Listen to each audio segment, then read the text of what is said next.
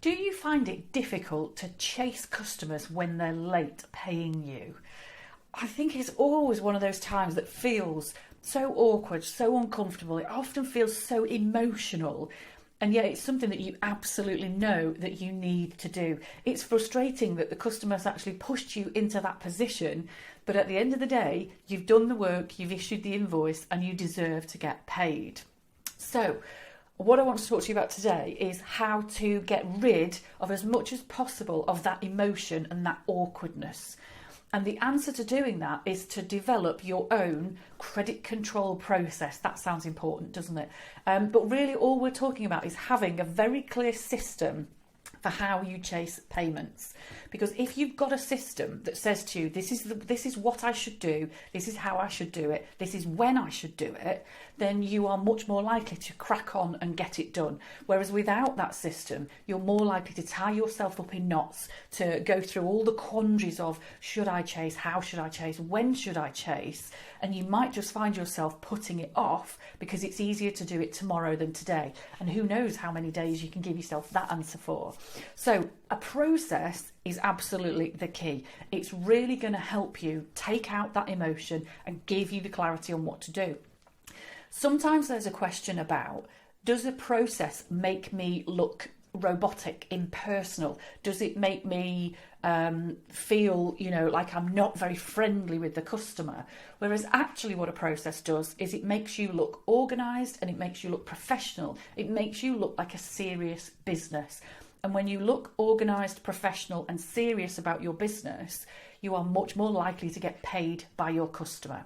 So if you're wondering what on earth does that process look like, it doesn't have to be anything that complicated. But you would look at things like, how soon would you chase an overdue payment? And I would recommend you chase it no more than 2 days after it's late.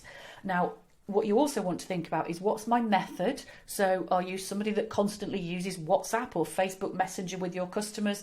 Do you generally communicate with them by email or by phone? Whatever is your normal route of communication, you can use. But also you can draft that message. So you always have a standard message that you're going to use each time. And when you need to chase, it's just a copy paste. So you're not having to start from scratch. You're not having to rack your brains about what to say, and you're not tying yourself up in knots about whether it sounds too pushy. So, and then basically that's all you need to do. Plan on from there. So you would want to have probably something like 4 different steps. And each step you want to think about just making things feel a little bit more serious. So if your first message is by WhatsApp, then your second message might be when the invoice is 5 days or 7 days late. And that might move from WhatsApp then into an email. And then your step 3 might be at, say, 14 days late. We're being quite generous there. That might actually be a phone call. So you're changing the method of communication, but you're making it feel that bit more serious each time. And you would also ideally have a plan to turn this into an actual letter, because so few people get letters that those get taken super seriously these days.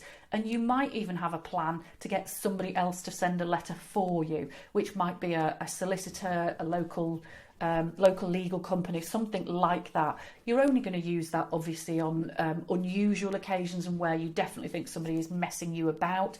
You definitely don't want to get to the stage where a regular good customer is having some financial challenges and you start sending them legal letters within 5 minutes. So you're obviously going to be understanding of your customer's circumstances, but at the same time, you've got this process up your sleeve, you've got that clarity on what that looks like, so you can get rid of all that uncertainty. You've got a process, you're going to look professional and organised to the customer, take away the emotion for you, and get yourself paid more consistently because the customer is going to take you more seriously. So I hope that's given you a little insight into how you can become a little bit more consistent, a little bit less awkward, and present yourself in a more organised and serious manner to the customer without it having to feel too icky for you. Please feel free to message me back, reply in the comments, and let me know how this actually resonates with you and what experience you've got of that. I would love to hear about that. And of course, if there's anybody else that you think could benefit from this video, I would love you to share. Thank you, folks.